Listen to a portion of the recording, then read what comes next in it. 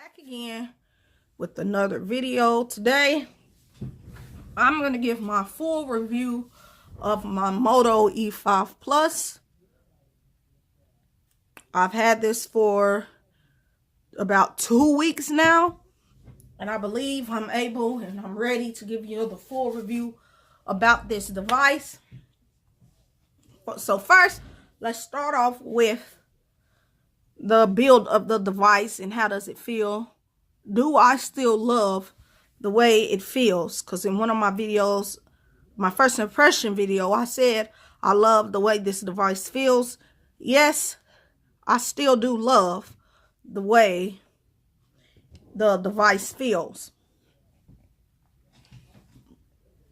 But there's a problem that I'm having with this device.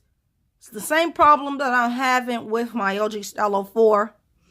When I first picked up the device, I said it had a better plastic on the back of the device. And I didn't think it would scratch easily and as much. Well, guys, I lied to you. This does scratch. I have some scratches on this phone. And I hate that because I want my phones to look nice, crispy, and everything. Just because that's how I like my phones to be. And I have dropped this cell phone without a case on there, and it did give me a little nick at the bottom.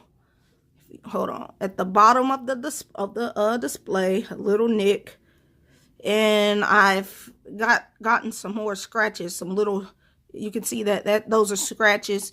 Gotten some more scratches on the back. And yes, this is a fingerprint magnet.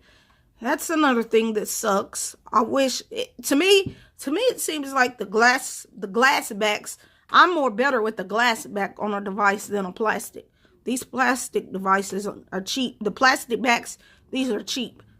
And I believe that's why they get scratches on them so much. So I would rather prefer a glass back. Some people hate them. I'm not saying I love them, but I rather prefer it because my glass backs don't get scratches on it as easy as this one. As you can see, there is a scratch right there. And every time I rub my hand over it, yes, I can feel it. So, way to go. The plastic back, there is scratches. But some other things, this is a budget device. This is a true budget device, and I love it. It is getting the job done when I need it to get the job done. Not too slow. It's fast, but it's not super duper fast. But it's fast enough. It does what I need it to do. The camera, as I said before, it takes better. I'm not going to say the pictures are just awesome and great, but it takes better pictures than the LG Stylo 4. So let's just take a little snap here.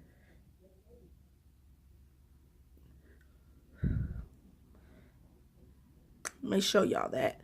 So, it takes pictures. They don't blow you away, but they're good pictures. Okay, I would use this camera for maybe you can use it for taking Instagram pictures and posting things to Facebook. I wouldn't just take it to try to record something because I've tested that out a little bit and I'm not really excited and happy with how it records videos. I really mainly don't even use this camera since I carry my iPhone XR on me. That's mainly what I'm taking out to take pictures. But overall, this is a good device. Yes, I do recommend it. If you're in the market for a budget, nice looking, sleek looking 18:9 aspect ratio phone, I would prefer you to get the Moto E5 Plus. You can get this device on Cricket, but it's called the Moto E5 Supra. But another thing, if you get it on Cricket, you're only getting it with 16 gigabytes of storage. This comes with 32 gigabytes of storage on Metro PCS. You can get this from Metro PCS. You can get it from T-Mobile, Boost Mobile, and I believe I don't know. I think you can get it on more carriers, but I'm not sure. You can also get this device. You can order this device unlocked on Amazon or eBay. But I just went on and got it with Metro PCS because that's who I'm currently with right now. And it has that camera. Looks nice. This doubles as your fingerprint sensor. Like I said, this is a snappy phone. It's not too fast, but it's not too slow. It has an Oreo 8.0. I don't think it'll ever get Android Pie. If it does, that'll be awesome. But on budget devices, I don't really count on it. But some of them do and some of them don't. You get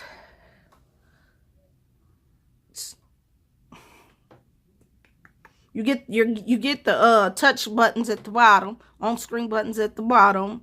You get the flash at the top, which is a plus on the 8-megapixel front-facing camera.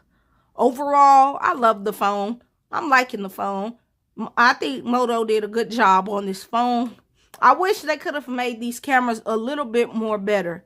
If they were a little bit more better, then it will be perfect to me.